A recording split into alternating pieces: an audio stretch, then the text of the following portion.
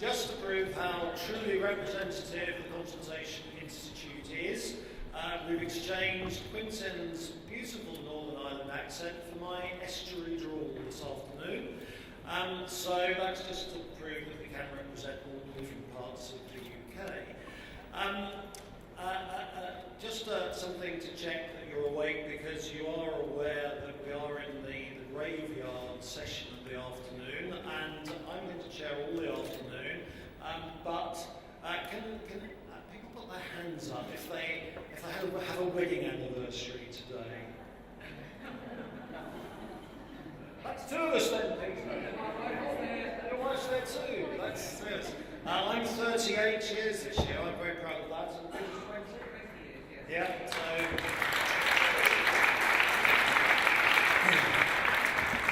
And you can tell I only did that to get a round of applause. It's the only way I can do it. And the other thing, I'm a very disappointed Englishman with an estuary drawl, because England are out of the World Cup, and it means I have 2 tickets for Sunday's quarter-final that I can no longer really go to. So any Australians or Scots in the room?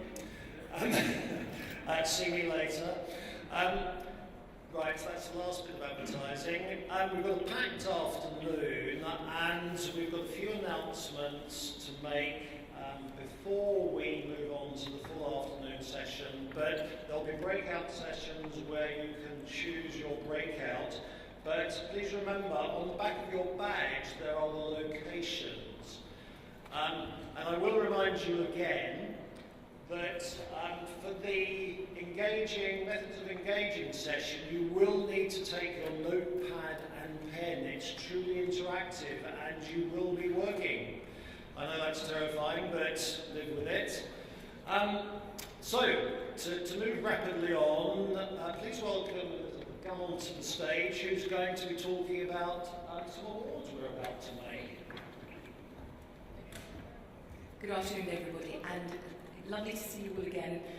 We decided that we would recognise excellence. Let's move on to excellence, because we did it last year, and we thought this is all about excellence. I know we've been talking about blunders, but we mustn't focus on the blunders, because we know that the work that all of you here do is truly, really very, very good, and you do strive for excellence. So we thought we'd recognise some.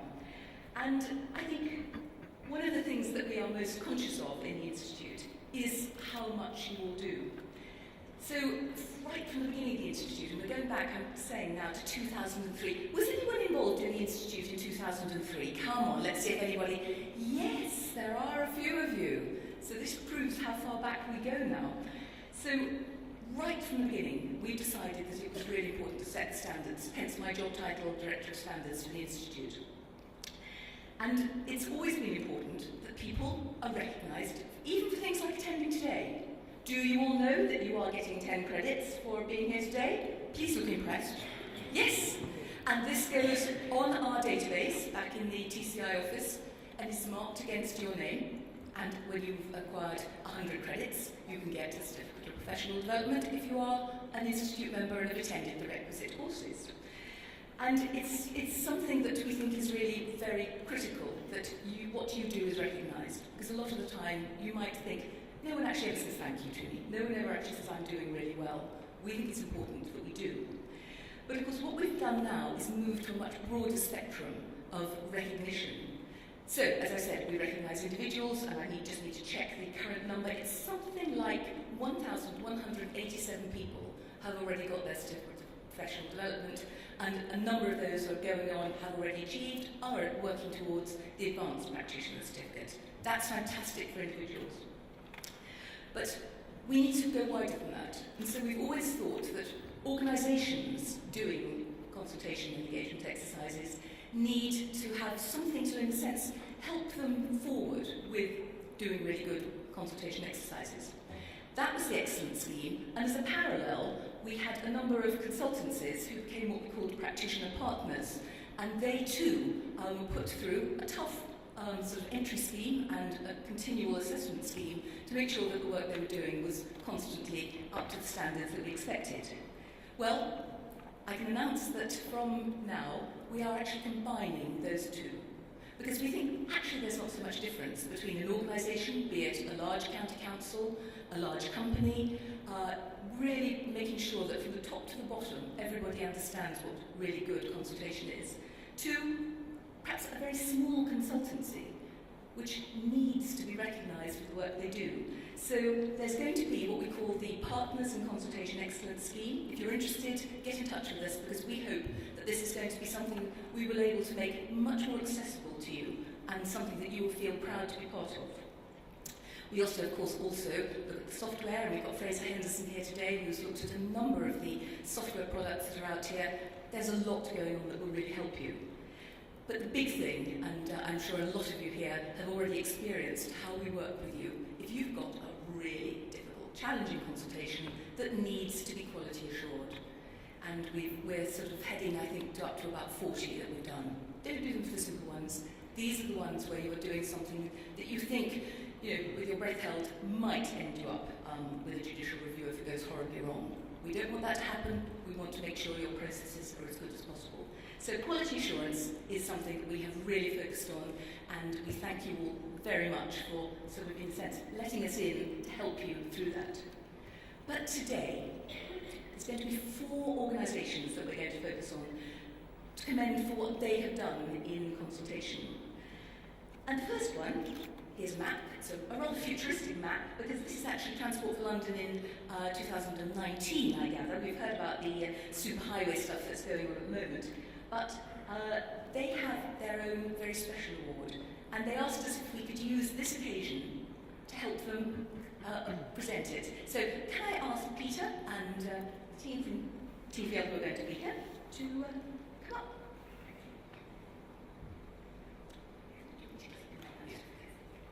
Thank you very much indeed. Ladies and gentlemen, good afternoon.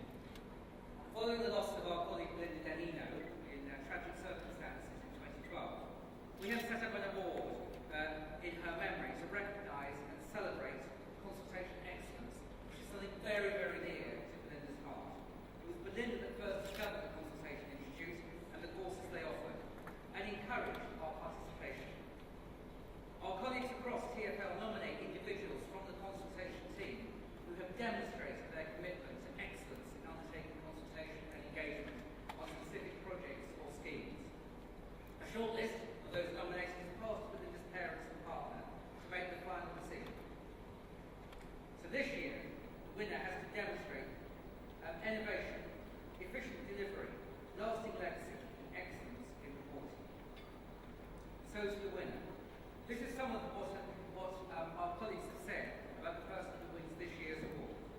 This person is entirely positive, works tirelessly to find innovative ways of promoting the scheme, and has developed a deep understanding of the complex issues. So I'd like, without further ado, to welcome Graham White, who is Belinda's partner, to announce the winner. Thanks, Peter. So this year's winner was nominated by a very wide range of individuals across Transport for London who represented a range of different disciplines. And I think for me it was very clear, therefore, of the impacts of their work. This year's winner is Andrew Miles for his work on the Silver Tower Tunnel. Unfortunately, Andrew can't be with us today. He's on leave. So his colleague Richard Sherman is here to pick up his work on this.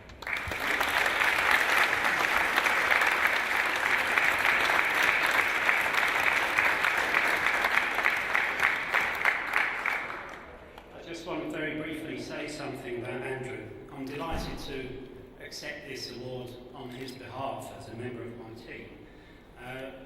The greatest characteristic of Andrew is that he works flat out all the time.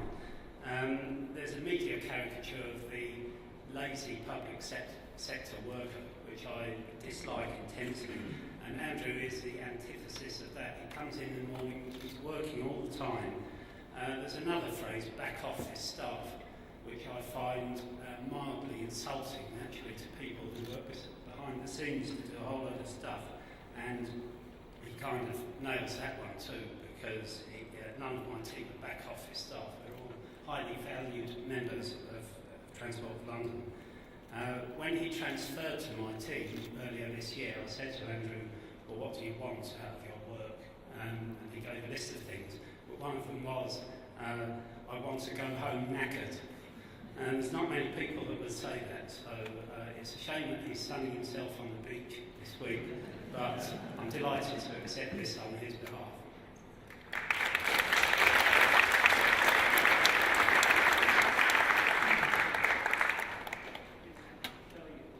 It's beautiful. Look at that. Hey, let's make sure photographs are taken. That's really special. Thank you.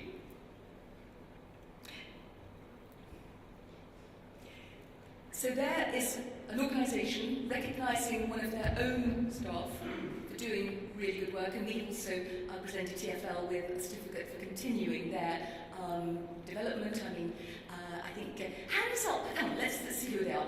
TCI Associates, where are you today? Please stand up. Come on, stand up, let's have a look at you. Fantastic, we've got a great group of you here today. All of these, and I could almost say to them, please sit down, most of them, a lot of them, have already worked with TfL, and it's a huge strength of the Institute that we've got such great people who can come in and help you work, and organisations like TfL really do take their training seriously. But it's not just TfL. Let us move. Where's this? Anybody recognise where we are now? Scotland, yes. Which bit of Scotland? It's North Ayrshire. And David Jones has spent a lot of his time, I think recently, or perhaps this last year, working in North Ayrshire. And when we were talking about possibly, recognising some organisations and councils today, he said, I think North Ayrshire should definitely be recognised for what they do. And if the technology works, we've got a very short film. Hello everyone. I'm really sorry that I can't be here with you today. I'm absolutely delighted to accept this award on behalf of North Ayrshire Council and our partners. And thank you very much for presenting us with it. It's a real honour to North Ayrshire and our Community Planning Partnership to receive the very first award of this kind. It recognises the incredible work undertaken by our staff, our community planning partners, and of course, the people in our communities. We have believed since we started our consultation work that it's not just about what you do, but how you do it, and that the culture is so important to our approach. And we have worked very hard to embed this approach so that it's now becoming part of our DNA. The outcome of all of that, of course, is what's most important. And we now have very effective consultation, which is producing really meaningful results, and that's what's important. And finally, I'd like to thank David for taking receipt of this award for us, and I hope to see you soon at the Council, David. I think, yes, definitely. That was Elmer Murray, who is the Chief Executive of North Ayrshire, and I think I can do nothing else than ask David, come forward please, and accept on their behalf the certificate that we think they very definitely deserve.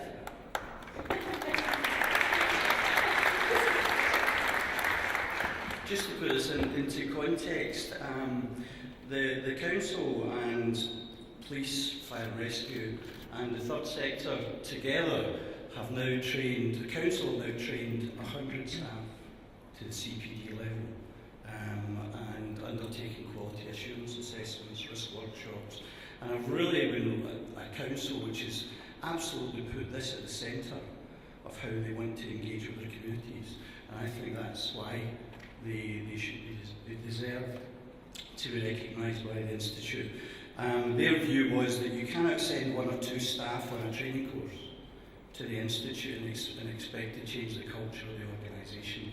You have to develop a critical mass. So every department within the Council, every department, and their partner agencies have all now got CPD holders in numbers in order to guarantee that they change the culture. And I think that's what is the lesson that we've learned from North Ayrshire. But on behalf of Elma, thank you very much.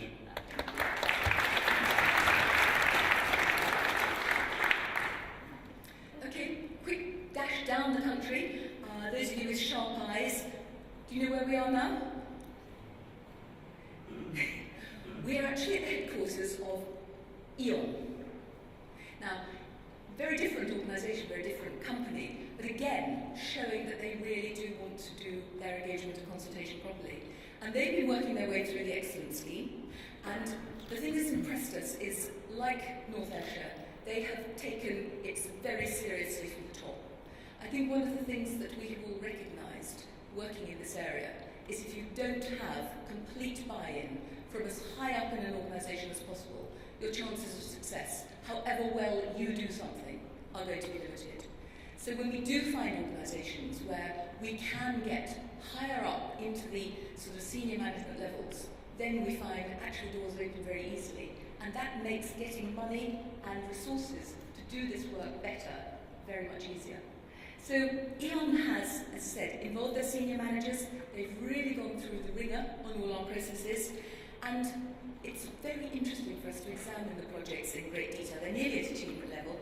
But I think what we think they are really doing is innovative ways of trying not just to hear everybody who shouts the loudest and makes the most noise and objects to things they want to do, but to really go underneath and hear those seldom heard voices that are so critical to hear. So where's John? It's, Mr. Bradley, come forward, please.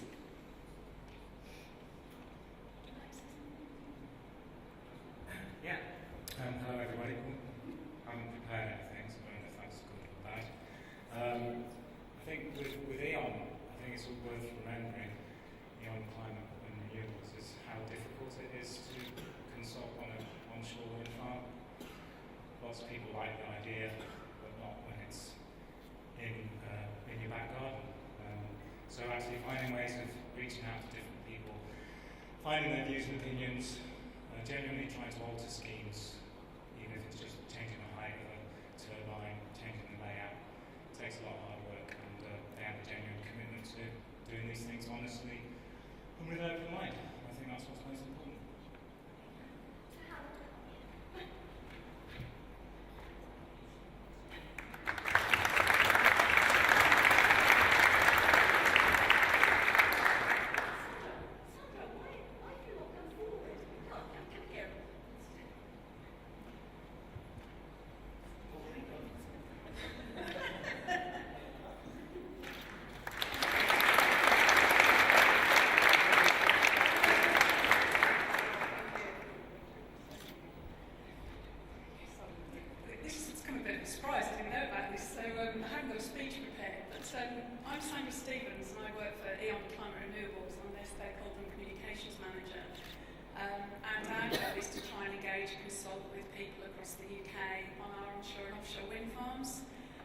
So NIMBYism is one of my biggest challenges. I'd like to thank, first of all, Jonathan, because we've worked very closely over the last year through this excellent scheme, and I'm really delighted that we're sort of nearly at the achievement level. It's great to get that recognition from the Consultation Institute and that endorsement from them that the work we're doing is at that level. And it's great for me, as the manager, to be able to demonstrate to our stakeholders that we are delivering best practice. And it'd be great to have that endorsement on all of our materials. So I'm delighted. So thank you very much for this award, and thank you to Jonathan for all your support.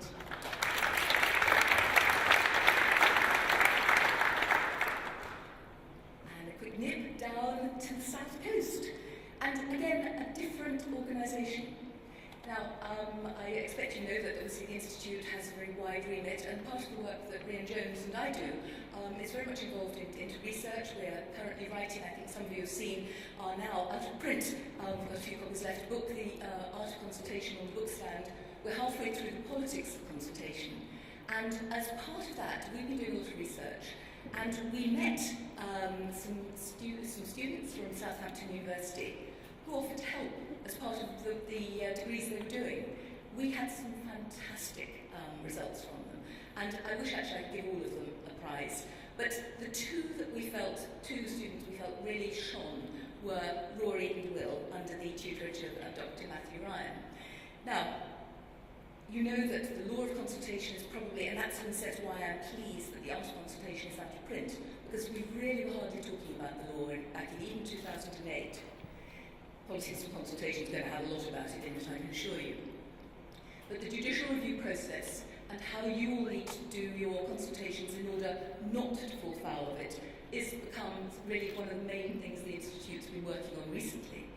And so what we did was set the students some historical work, go back, look at some of the most infamous or famous cases where a consultation either closely avoided a judicial review or actually ended up with one, find out why and see what happened. And it was into the story of the King's Lynn incinerator that we had Rory and Will doing their work, and that was the one that we felt was really the most both sort of far-sighted, their insights were excellent, and they really found us some excellent material, which might well be appearing in the Politics of Consultation. Rory and Will, would you like to come forward, please?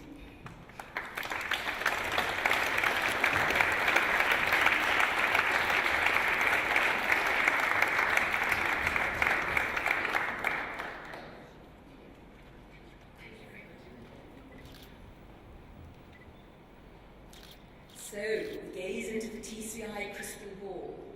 What's the future going to behold? This has been a little bit of an Academy Award, Emmy, sort of Oscar sort of ceremony. Are you all sitting there, those of you who haven't clutched a certificate, with a fixed smile saying, why didn't they give me one? I've done very well this year. Well, we're very sorry. It's a bit like Alice in Wonderland. Everyone should have prizes, and you haven't got your credits for being here today. But I hope you aren't feeling like that. What I hope actually you're feeling is that you are going to really draw yourselves to our attention in the next year, that you are going to show us work that is really worthy, because the more we tell people how good this is, the less we will have the, oh, consultation is rubbish, it doesn't mean anything, nobody's taking any notice of it. There's an enormous opportunity to work with us in the year ahead. But of course, the prize won't just be coming up and getting a certificate or getting some sort of recognition that you can use on your websites. The prize for you will be professional pride, and that's something I know you will value. So keep that sort of feeling of the work I'm doing is very valuable and we can even do it better. But ultimately, as has already been said today from our speakers, it's going to be that your stakeholders, the public, are going to recognise that what you're doing actually matters, and therefore is truly excellent. So thank you all very much. Good luck next year, and let's go off to the breakouts. Howard.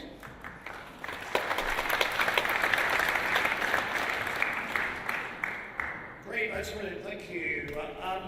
We, at the end of the breakouts, will be breaking for coffee, so can I ask the presenters to be as tight on time as they possibly can?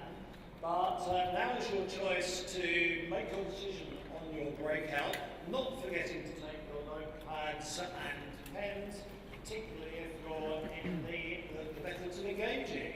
So I gather you've all made your choice, so please now break out. Tea and coffee will be in the main exhibition area immediately afterwards, and then we'll start back here as close to the class 3 as we possibly can. So meantime, the rooms are on the back of your seats, and they are high relay.